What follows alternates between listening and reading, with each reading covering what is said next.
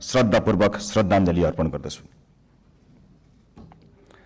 नेपाली जनताले यसपटक ऐतिहासिक रेकर्डका साथ राष्ट्रिय स्वतन्त्र पार्टीलाई करिब 2/3 को मतादेश दिएका छन्। म जनतालाई आभार मात्र प्रकट गर्दिन, यही रोस्ट्रमबाट प्रतिज्ञा गर्छु, यो मतादेशको गुण हामी जिम्मेवारी पूरा गरेर तिर्नेछौँ। यो मतादेशमा जनताको आशा पनि छ, आक्रोश पनि छ। मलाई थाहा छ हामीले पाएको मत समर्थनको मात्र होइन, परिवर्तनको मत हो।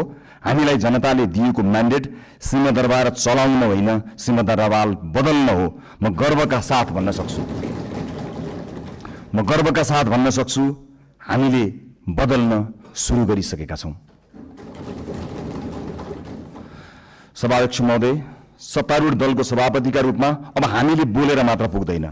मैले मात्र होइन, रासोपाका हरेक माननीयले कामबाटै आफूलाई, पार्टीलाई र सरकारलाई प्रमाणित गर्नुपर्छ। अब हामी राम्ररी बोल्नुभन्दा पनि हाम्रा कामहरू र सरकारका कामहरू आफै अत्यन्त राम्रोसँग बोल्नेछन् र ती बोल्न सुरु गरिसकेका कुरा फेरि पनि म निवेदन गर्न चाहन्छु। सभाध्यक्ष महोदय, हामीलाई हनीमुन पिरियडको सुविधा पनि चाहिँदैन।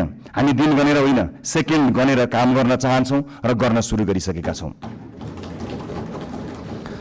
तपाईहरूले सरकारको रफ्तार देखिरहनु भएको छ। अब कर्मचारी तन्त्र सहित सिङ्गो देशले यो रफ्तारसँग गति मिलाउनुको विकल्प छैन। हामी आफ्ना मात्र होइन, जायज छन् भने विपक्षी दलका चुनावी प्रतिबद्धताको पनि स्वामित्व लिन तयार भएर आएका छौँ र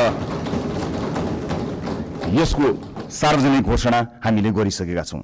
सभाध्यक्ष महोदय, सरकारका प्राथमिकता, योजना र दिशा सविस्तार सम्माननीय प्रधानमन्त्रीज्यूबाटै आवश्यक परे बोलेर र आवश्यक नपर्दा नबोलेरै कामबाट प्रस्तुत हुने कुरा पनि म सम्मानित सदनलाई जानकारी गराउनेछु। र म आज केवल केही राजनीतिक विषयमा प्रवेश गर्न चाहन्छु। सभाध्यक्ष महोदय, यो सम्मानित संसदमा यसअघि पनि पटक पटक एकल बहुमतका सरकार नबनेका होइनन्, तर ती सरकारहरू इतिहासका अङ्क बने, इतिहास बदल्ने औजार बन्न सकेनन्। किन सकेनन्? दृष्टिकोणमा समस्या थियो कि प्राथमिकतामा, पारदर्शिता र जवाफदेहितामा कमजोरी थियो कि कार्यान्वयनमा? किन अवसरहरूलाई परिणाममा बदल्न सकिएन?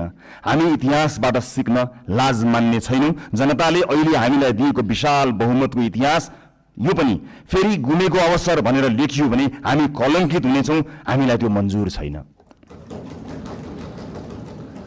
रासोपाका साथीहरूलाई म सम्झाउँछु, हामी यहाँ प्रश्न सोधेर आएका हौँ। अहिले बस्ने ठाउँ फेरि होला, तर आज पनि ती प्रश्नहरूप्रति हाम्रो नैतिक जिम्मेवारी उस्तै छ।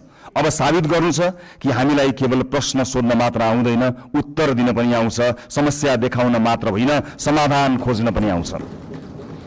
प्रतिपक्ष दलहरूलाई मेरो विनम्र आग्रह छ, हामीमाथि 24 घण्टा निगरानी गरिदिनु होला। शासनमा तपाईँहरूको लामो अनुभव छ, हाम्रा कमजोरी उजागर गरिदिनु होला, गल्ती देखाइदिनु होला। यदि हामीले बाटो बिरायौँ भने सच्याइदिनु होला। यदि हामी जनताबाट टाढा हुन खोज्यौँ भने हामीलाई जनताको आवाज सम्झाइदिनु होला। हामीबाट अहङ्कार नबढोस्, हामीमा कुनै अहङ्कार नछाओस्, हाम्रा निर्णयहरू एकतर्फ नहुन्।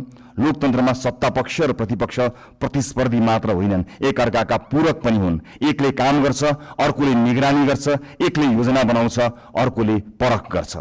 हामी प्रतिपक्षको आवाज कमजोर हुन दिने छैनौँ, किनकि प्रतिपक्षको आवाज कमजोर बनाइयो र उपेक्षा गरियो भने लोकतन्त्र कमजोर हुनेछ। यो हामीले अस्ति भर्खरै देखिसकेका छौँ। यो संसद बहसको थलो हुनेछ।